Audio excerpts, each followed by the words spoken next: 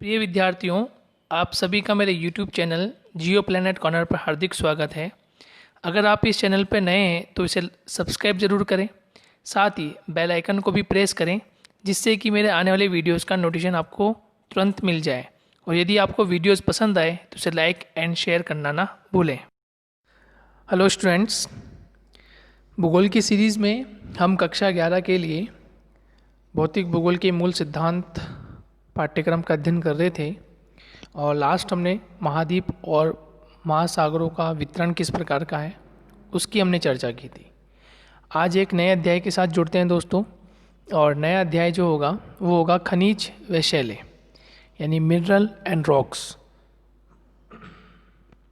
इसमें हम पढ़ेंगे खनिज क्या होते हैं, खनिजों की प्रकृति किस प्रकार की होती है, खनिज की मुख्य विशेषताएं क्या हैं, ठीक है दोस्तों, खनिज कितने प्रकार के होते हैं, और प्रमुख रूप से हम ये पढ़ेंगे कि जो शैलें होती हैं वो भी शैलें कितने प्रकार की हो सकती है और शैलों की विशेषताएं क्या होती है, यानी रॉक्स कितने टाइप्स की होती हैं और रॉक्स की विशेषताएं क्या हैं, इन पर हम डिस्कस करने जा रहे हैं। तो वीडियो के अंत तक बने रहें दोस्तों, ताकि महत्वपूर्ण जानकारी आप तक पहुंचती रहे। तो शुरुआत करते हैं आज के टॉपिक की, इसका नाम है खनिज व शैलें। देखिए दोस्तों, खनिज व जब शैलों की हम बात करते हैं तो खनिज पृथ्वी की आंतरिक गहराइयों में पाया जाता है। पृथ्वी की आंतरिक गहराइयों में खनिज पाया जाता है और खनन क्रिया के माध्यम से हम खनिजों को प्राप्त करते हैं। ये एक सिंपल सी बात है। पूछा जाता है खनिज किसे कहते हैं, खनिज क्या होते हैं, तो आपको ये ध्यान रखना है। अब देखिए, पृथ्वी विभिन्न तत्वों से बनी हुई है। इसकी बाहरी परत पर ये तत्व ठोस रूप में और आंतरिक परत में ये गर्म एवं पिघली हुई अवस्था में पाए जाते हैं। पृथ्वी के संपूर्ण प्रॉपर्टी का लगभग 98% भाग 8 तत्वों, अब आपको ध्यान रखना है कि संपूर्ण प्रॉपर्टी का लगभग 98% भाग जो है वो निम्न तत्वों से बना हुआ होता है। इसमें ऑक्सीजन, सिलिकॉन, एल्यूमिनियम, लोहा, कैल्शियम, सोडियम, पोटेशियम, मैग्नीशियम से बना होता है। ये कुछ मेन तत्व हैं, जैसे ऑक्सीजन, सिलिकॉन या सिलिका भी हम इसको कह सकते हैं, ठीक है, एल्यूमिनियम, लोहा, कैल्शियम, सोडियम, पोटेशियम और मैग्नीशियम। ये कुछ मुख्य तत्व होते हैं जो पर्पटी के मुख्य तत्व होते हैं। तथा शेष भाग titanium, hydrogen, phosphorus, manganese, sulphur, carbon और निकेल, ये अन्य पदार्थ इसमें पाए जाते हैं। तो पृथ्वी की जो भूपर्पटी है, अब आप अच्छे से पढ़कर आ चुके हैं। जब हम पृथ्वी की आंतरिक संरचना पर हमारा अध्ययन था तो वहाँ हम चर्चा कर रहे थे पृथ्वी की जो भूपर्पटी होती है, यानी क्रस्ट वाला जो पार्ट होता है, उस क्रस्ट वाले पार्ट पर मुख्य रूप से किस प्रकार के तत्व होते हैं और ये क्यों महत्वपूर्ण होती है, ठीक है। तो आपको ये ध्यान रखना है कि पर्पटी का लगभग 98% जो भाग है वो निम्न तत्वों से बना हुआ होता है या निम्न तत्वों की प्रधानता होती है, ये आपको ध्यान रखना है। नेक्स्ट, इसके प्रतिशत के आधार पर एक टेबल लिखी हुई है, ये आपको ध्यान रख सकते हैं। इसमें फर्स्ट 4 आपको ध्यान रख लेना है, ठीक है। ऑक्सीजन है, सिलिकॉन है या सिलिका है, एल्यूमिनियम है, लोहा है, ये कुछ महत्वपूर्ण है, ये आप याद कर सकते हैं। भूपर्पटी पर पाए जाने वाले तत्व प्राय अलग अलग नहीं मिलते, बल्कि सामान्यतः ये एक दूसरे तत्वों के साथ मिलते हैं। यानी कि ये जो तत्व होते हैं ये अलग अलग ना मिलकर बल्कि अन्य तत्वों के साथ या दूसरे तत्वों के साथ मिलकर विभिन्न पदार्थों का निर्माण करते हैं। ये अलग अलग प्रकार से सिंगल नहीं होते, ये इनमें ये तत्व जो होते हैं वो एक दूसरे के साथ मिलकर निर्माण करते हैं और एक दूसरे पदार्थों के साथ मिलकर ही क्या करते हैं, ये प्राप्त होते हैं पृथ्वी की पर्पटी वाले भाग से या खनन का जो भाग होता है वहाँ से, ठीक है दोस्तों। देखिए, इन्हें फिर हम अलग अलग रूप में बांट देंगे। अभी जब हम पढ़ेंगे खनिज तो उसमें हम पढ़ते हैं धात्विक खनिज, अधात्विक खनिज। धात्विक खनिज मतलब जिनमें धातु का अंश होता है वो धात्विक खनिज कहलाते हैं, जिनमें धातु का अंश नहीं होता वह अधात्विक खनिज कहलाते हैं। तो इस प्रकार से हम इसको पढ़ेंगे।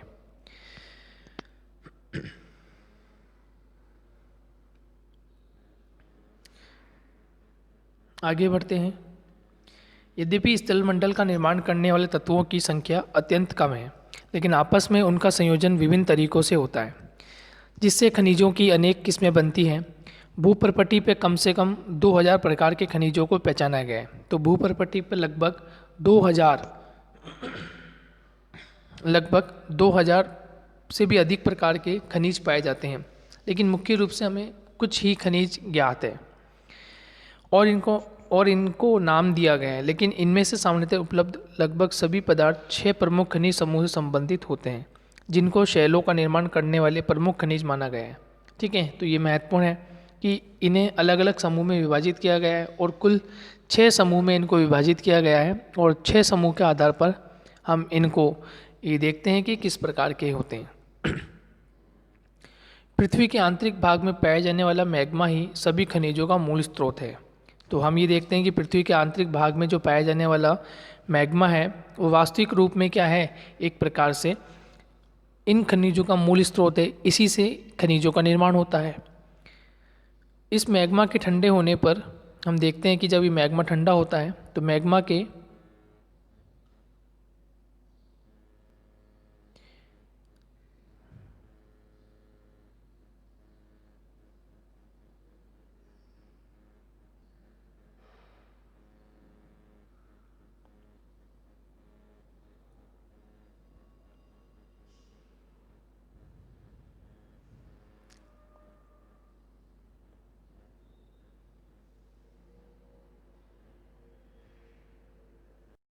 कुछ महत्वपूर्ण हम खनिजों की विशेषताओं पर अध्ययन करते हैं कि महत्वपूर्ण खनिज कौन कौन से हैं। तो इसमें जो महत्वपूर्ण खनिज है उसमें नंबर 1 है फेल्ड्स्पर। सबसे पहले है फेल्ड्स्पर। सिलिकॉन तथा ऑक्सीजन सभी फेल्ड्स्परों में उपस्थित होते हैं, जबकि सोडियम, पोटेशियम, कैल्शियम, एल्यूमिनियम आदि तत्व भिन्न भिन्न फेल्ड्स्पर में शामिल हैं। पृथ्वी की प्रपट्टी का आधा भाग इसको फेल्ड्स्पर है ना, फेल्ड्स्पर भी कहते हैं से बना है।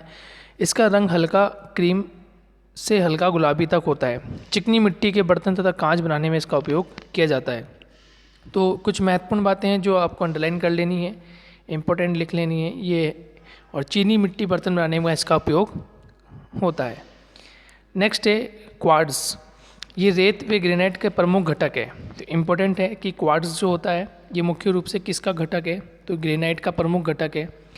इसमें सिलिका होता है, ध्यान रखिएगा इसमें सिलिका की मात्रा होती है। ये कठोर खनिज तथा पानी में सर्वथा अघुलनशील होता है, यानी घुलता नहीं है, ये इम्पोर्टेंट है। दूसरा, ग्रेनाइट का ये एक महत्वपूर्ण घटक है। ठीक है, तो ग्रेनाइट का ये महत्वपूर्ण घटक है, ये इम्पोर्टेंट है। नेक्स्ट हम बात करें पायरक्सिन। कैल्शियम, एल्यूमिनियम, मैग्नीशियम, आयरन तथा सिलिका इसमें शामिल है। तो पायरक्सिन में क्या क्या शामिल है, ये इंपॉर्टेंट है।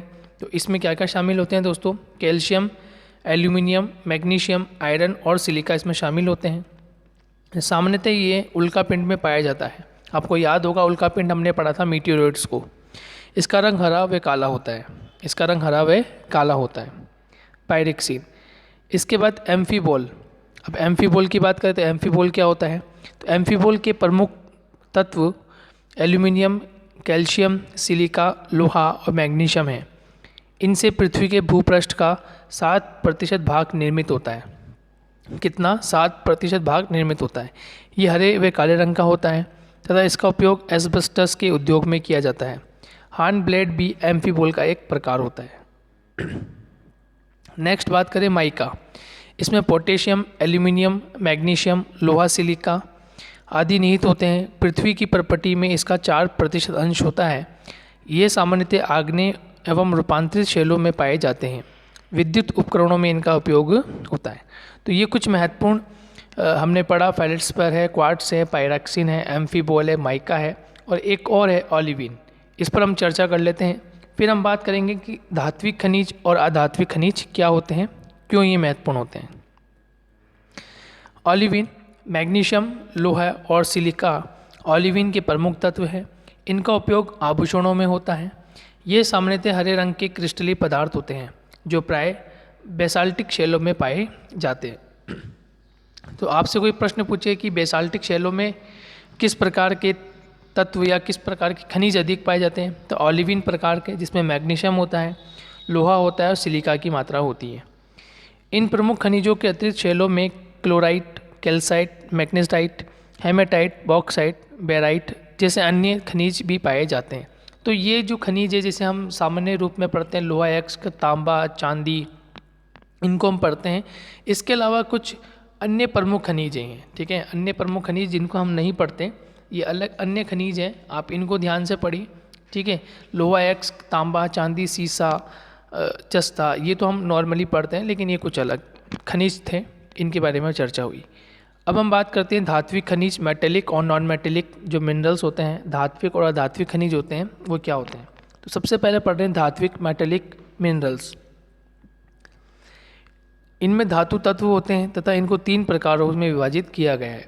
कक्षा 10 में आप अच्छे से पढ़कर आ चुके हैं कि जहाँ आपने खनिज को पढ़ा था, ऊर्जा खनिज को पढ़ा, संसाधन को पढ़ा, तो वहाँ पर भी आपने धात्विक खनिज को पढ़ा, अधात्विक खनिज को पढ़ा। तो यहाँ पर भी वही चीज़ है कि धात्विक खनिज क्या होते हैं, जिनमें धातु तत्व होता है, वे धात्विक खनिज कहलाते हैं।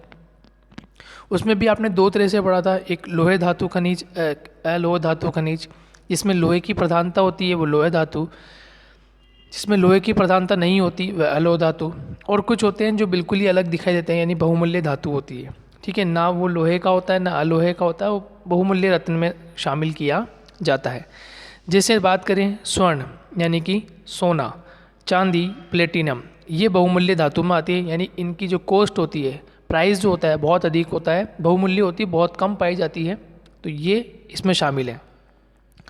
लोहे धातु जिसमें लोहे का अंश होता है, तो लोहे व स्टील के निर्माण के लिए लोहे में मिलाई जाने वाली अन्य धातुएं जो होती है वो लोहे धातु कहलाती है। उसके अलावा अलोहे धातु जिनमें तांबा, सीसा, जिंक, टिन, एल्युमिनियम आदि धातु शामिल हैं, जिनमें लोहे की मात्रा नहीं होती, तो इम्पोर्टेंट है, ध्यान रखिएगा। और लास्ट हम पढ़ रहे हैं अधात्विक खनिज, ऐसे खनिज जिनमें धातु नहीं होती, इनमें धातु का अंश उपस्थित नहीं होता, जैसे गंधक, फॉस्फेट, नाइट्रेट अधात्विक खनिज है, सीमेंट अधात्विक खनिजों का मिश्रण है। तो इस प्रकार से दोस्तों हमने मुख्य रूप से जो खनिज तत्व हैं उन पर चर्चा कर ली है, खनिजों की विशेषताओं पर चर्चा कर ली है, खनिज भूपरपट्टी पे किन किन अवस्थाओं में और किस किस प्रकार के खनिज पाए जाते हैं, इसकी हमारी चर्चा हुई है। ये इंपॉर्टेंट है, आप इसके अच्छे से नोट्स बना लीजिए। नेक्स्ट लेक्चर में हम पढ़ेंगे शैले यानी रॉक्स का अध्ययन हम करेंगे, रॉक्स क्यों इंपॉर्टेंट है उसके बारे में अध्ययन करेंगे। तो मिलते हैं नेक्स्ट लेक्चर में, जब तक के लिए दोस्तों धन्यवाद।